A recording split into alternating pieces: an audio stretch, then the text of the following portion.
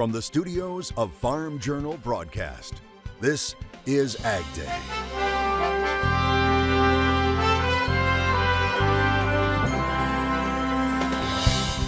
Cows take a tumble. Cow falling out, that's some final destination stuff, man. You don't think about nothing like that. See what happened on a North Carolina highway, flipping your soil.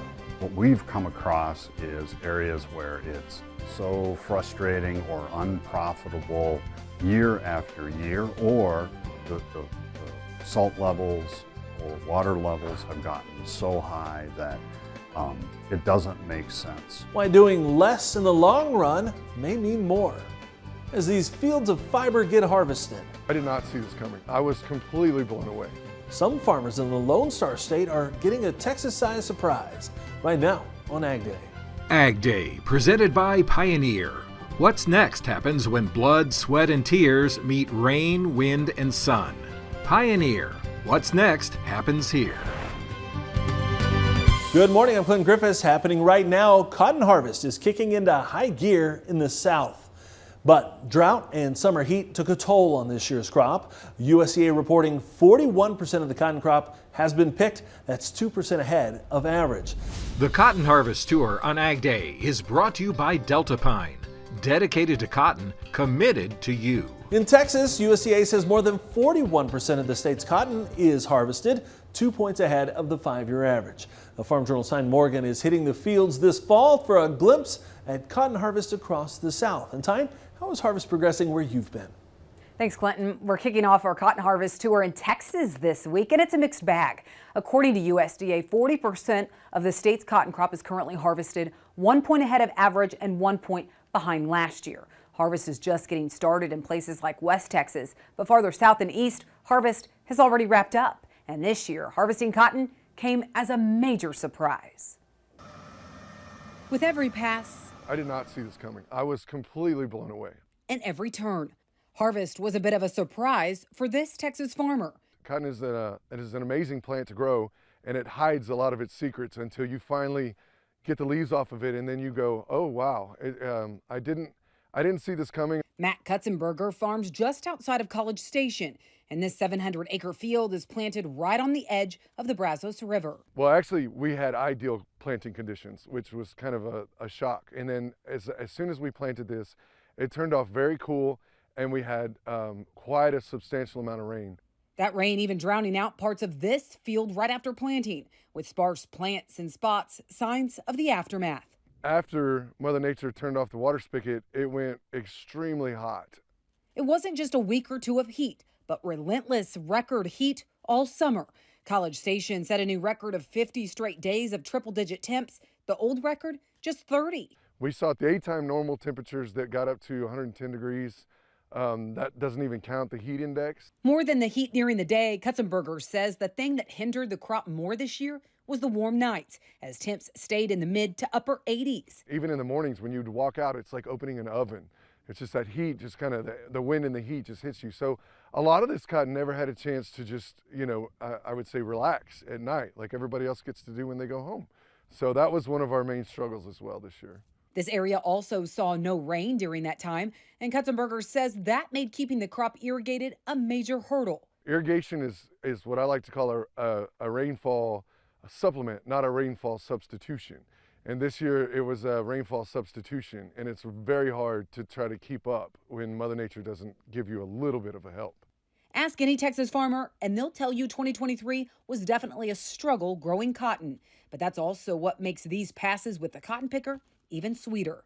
I was amazed that the field that we're sitting in here was definitely 3-bale plus cotton, and it was actually a shock to me. On the edges of the field, yields were even higher. As Kutzenberger got to the final rows, the cotton plants were laying over from all the weight of the plant packed with bolls.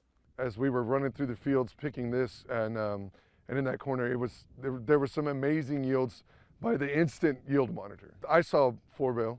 I saw spots that went 4.5, just in the instant yield monitor. He admits he was pessimistic even a few weeks before harvest, but after they defoliated the crop, that's when this field revealed the truth. You get to reap the benefits of what you sow. And so being able to come out here and get in the cotton picker and harvest a crop like this, I was just blown away. I was blown away. Clinton, the one upside of little rain this growing season, the grades and quality of Kutzenberger's cotton crop this year. He was able to harvest before rains finally blanketed that area a few weeks ago, which meant the quality of his cotton is strong. Reporting from your Kansas City studios, I'm Tyne Morgan for AgDay. All right, thanks, Tyne. For the South, officials in Mexico are working to discover the true extent of the devastation left by Hurricane Otis. The storm slamming into the coast near Acapulco midweek as a powerful Category 5 system. Power outages are limiting the ability to survey or share the magnitude of the damage, and all communication systems in the area are down. Now, Otis marks the strongest storm on record to hit that area. An early season winter storm is finally starting to taper off today, while rain stretches from Texas all the way to Michigan. Meteorologist Matt Engelbrecht is tracking it all.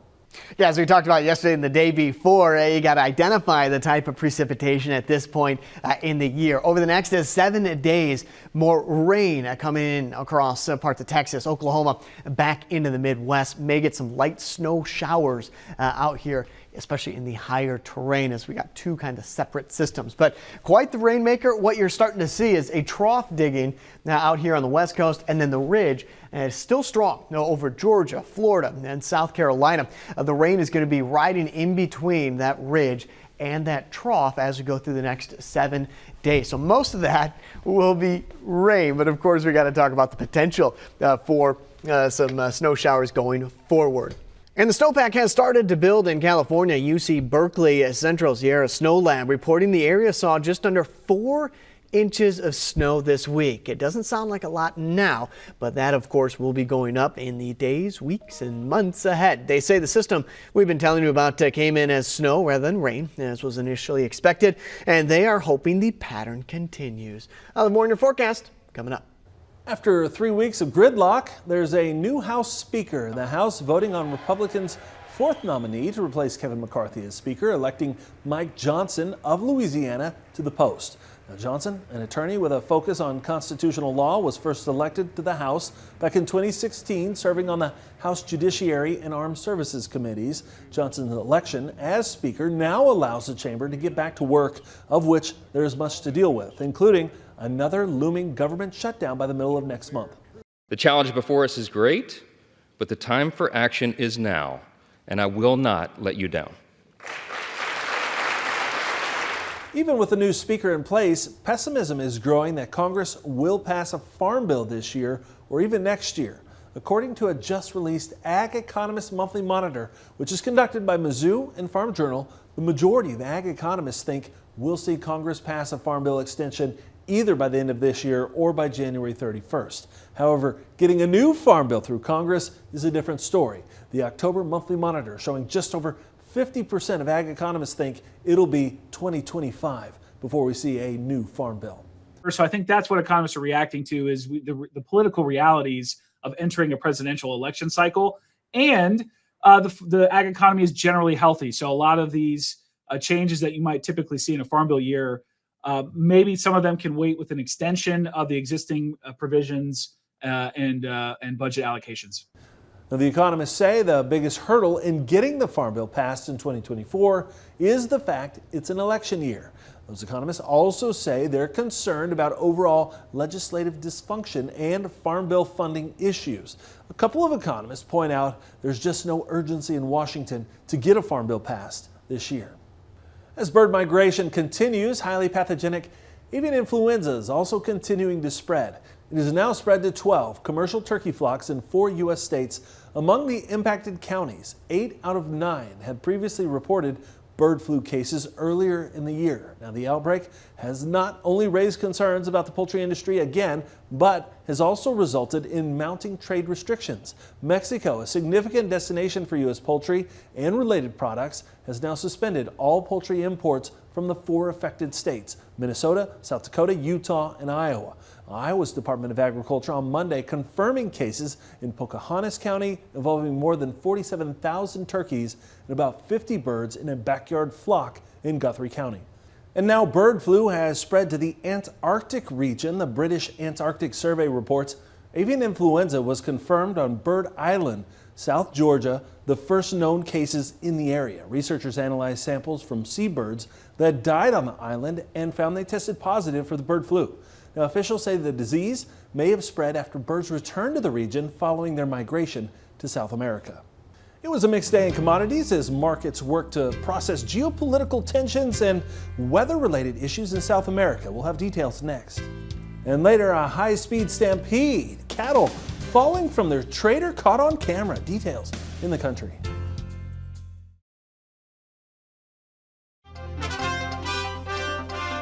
A federal jury has cleared Sanderson Farms in an antitrust case.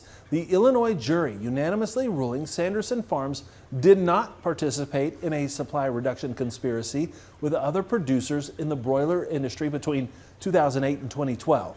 The accusations against the company were leveled in 2016 by a group of 50 supermarkets, farms, and distributors and filed before Wayne Farms acquired the company last year. Attorneys for the company saying in a statement the verdict vindicates Sanderson Farms and says the plaintiff's case ignored fundamental truths about Sanderson Farms and the nature of the chicken industry.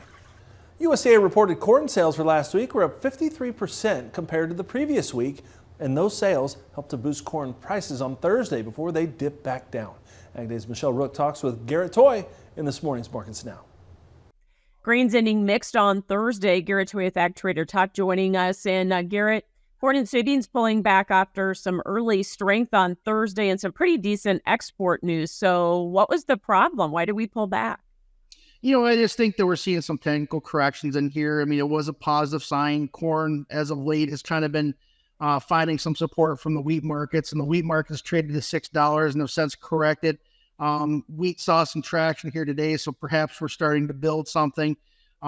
These corn has largely been in a $4.75 to $5 range. We're getting down and testing that $4.75 level again, which was major support last month. I do think that we're in a lot better position today at $4.75 than we were at last month. Brazilian corn's more expensive. U.S. corn is cheaper with river freight starting to ease and making the U.S. a little bit more competitive. And so I think the next time that we're down at these levels, and as kind of evidenced by today's export sales, I think we're going to see more export demand. And that's what this market needs, is we're going to find demand at these levels. I think the rally to $5, I do believe the farmer had a lot of standing offers at $5 or above $5. And when we had that spike above there, we picked them off, and that helped ease cash here a little bit. But beans have been a bit of a struggle, it seems. We were close to $13. We just can't get the momentum to push above at this point. Yeah, and it's definitely been frustrating when you see soybean meal making new contract highs. Absolutely.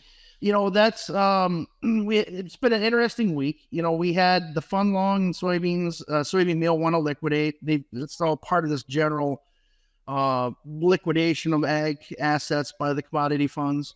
But the meal story remains. Wheat market was able to hold on to gains. Was that just short covering because we had maybe got overdone or oversold? Chicago led the way all day, and if it wasn't export related because they bought Kansas City, they bought Minneapolis, and they were the two laggards. It was largely soft red wheat, and I think it was largely technical that we got down in our testing these key areas. Thanks for joining us, Garrett Toy, Ag Trader Talk. We'll have more AgDay coming up. To contact Garrett, call him at 888-745-2020 or find him at agtradertalk.com.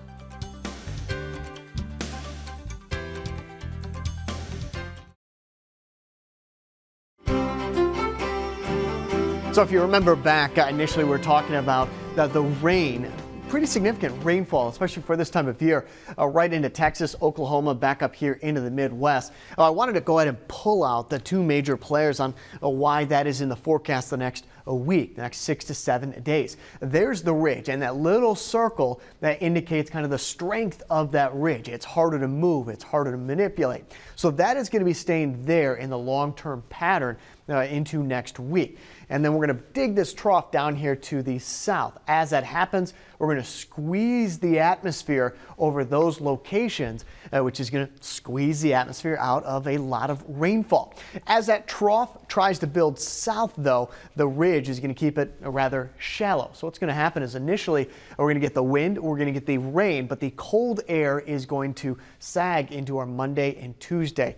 It's not until we get into Monday and Tuesday that ridge builds off and moves off to the east, and that colder air will start to sink in across the Midwest. Now, that's a jet stream look on Tuesday. The signals continue to point to a brief period of cold air in and across the Midwest. I say a brief period because by Tuesday and Wednesday, we're already starting to see the hints of another ridge building off to the west. So if that can continue to translate from the west to the east, we'd be looking at not a cold spell, 5-6 days of cold air across the United States, or rather one that is going to break down with some warmer, if not average, high temperatures returning to the United States by Thursday and Friday. Here's a look at that temperature outlook in the immediate future, though. Early November, a lot of blue in and across the area. The ridge starting to build on the west coast. That's why you have those warmer or above normal temps. Let's check out what's going on in Indiana. Sun and clouds with a chance of an evening shower, high around 75 degrees. Oklahoma, windy, mostly sunny, high around 57 degrees. Angel Fire up there near Taos, mostly sunny, high around 60 degrees. Efficiency is the name of the game for farmers, but some acres just aren't great at growing grain. Ideas about flipping your soil via subtraction next.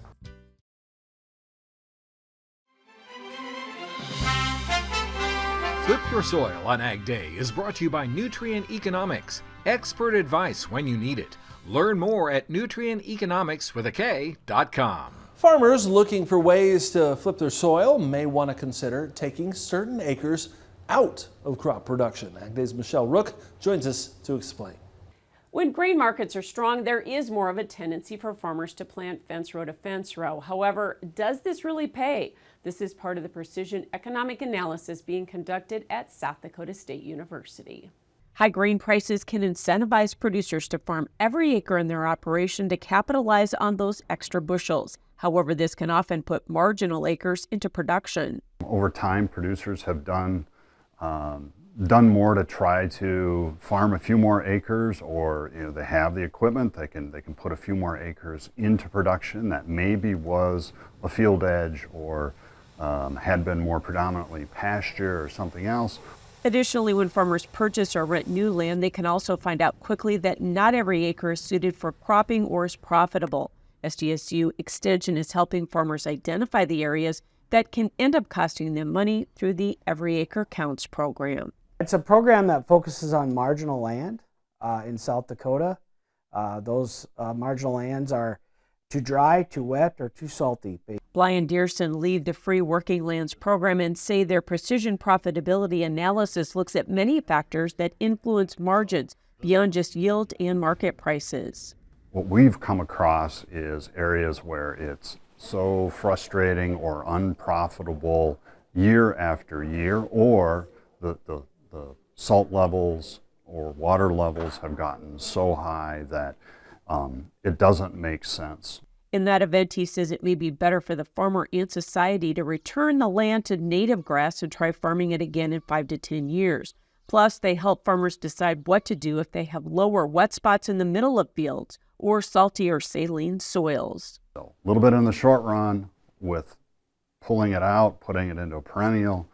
The intermediate run is those marginal areas with a cover crop, and then the whole farm profitability is a long run goal, and addressing the worst areas, improving it all should make the overall farm more profitable. And in the meantime, you get cleaner water, better wildlife habitat, and it looks better going down the countryside. So all those are positive benefits. I'm Michelle Rupp reporting for Ag Day. Up next, a gateway to highway infamy. How an open gate and falling cows were caught on camera. That story next.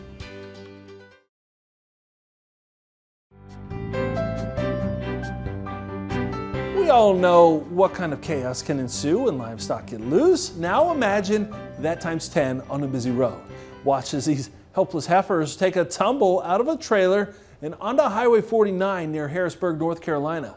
Sergio Coelho capturing the moment when the cows started falling out of a trailer. Now in the video, you can see the animals gathering on the side of the road and the door to the trailer hanging on by a thread. Now Sergio, leaving the cleanup to the experts. If I had me a rope, some boots, you know what I mean, and my dogs, I'd have yeehawed them home. I tell you that much.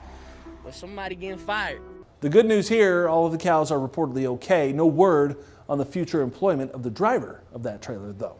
All right, that's all the time we have this morning. Thanks for watching. From all of us here at AgDay, I'm Clinton Griffiths. Have a great day on Farm Country.